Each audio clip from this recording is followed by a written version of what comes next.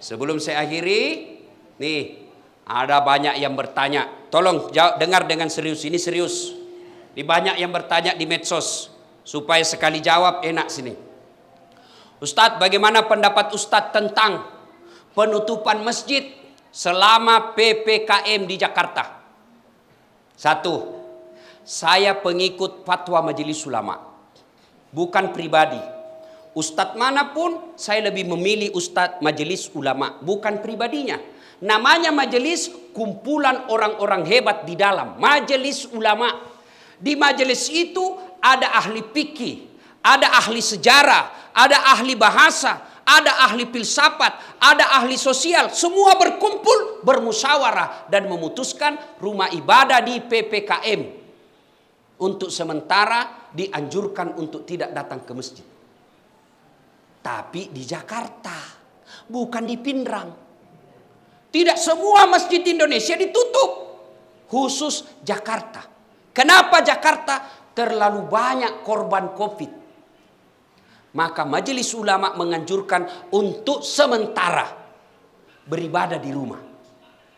Tuh. Yang kedua, berkait ini. Bertanya, kenapa masjid ditutup, pasar dibuka? Ya kan biasa kita bertanya begitu toh? Paham ima deceng. Paham dengan baik. Semua fungsi-fungsi masjid boleh dipindahkan dan dilakukan di rumah. Saya ulang. Semua fungsi-fungsi masjid boleh dipindah ke rumah dan dilaksanakan di rumah. Apa maksudnya? Sholat berjamaah boleh di rumah. Berdoa boleh di rumah. Ngaji boleh di rumah. Zikir boleh di rumah. Tapi fungsi-fungsi pasar tidak bisa kau pindahkan ke rumah. Mau beli beras, tidak ada beras, beli kau di rumahmu. Cocok kok pak, belu berak kok. Habis gas, mau masak kebutuhan pokok, tidak ada. Kalau tutup semua, di mana ki beli? Dan tidak semua juga pasar dibuka, hanya pasar-pasar tertentu.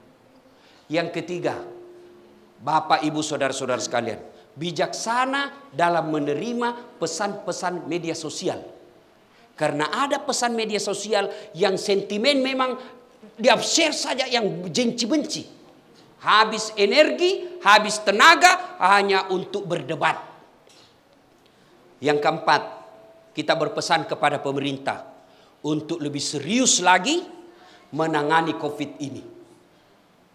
Yang kelima, kepada saudara-saudara kami para pengusaha, kepada saudara-saudara kami para pengusaha, terutama mereka yang bergerak di bisnis alat kesehatan, tolong jangan jadikan COVID ini, jangan jadikan wabah ini sebagai ladang bisnis.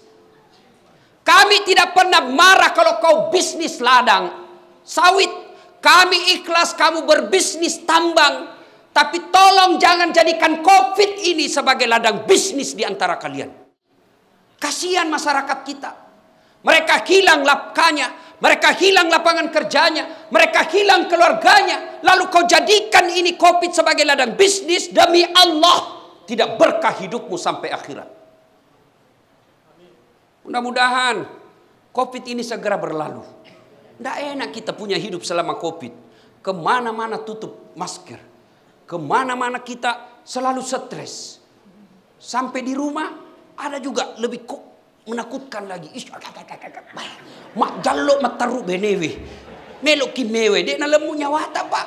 Masih sakit ko lapangangi. Masih kasih ko kantoro. Ilat tu sikit bene tak pena. Tanya ya pak. Tanya ya. Ini mana tuh.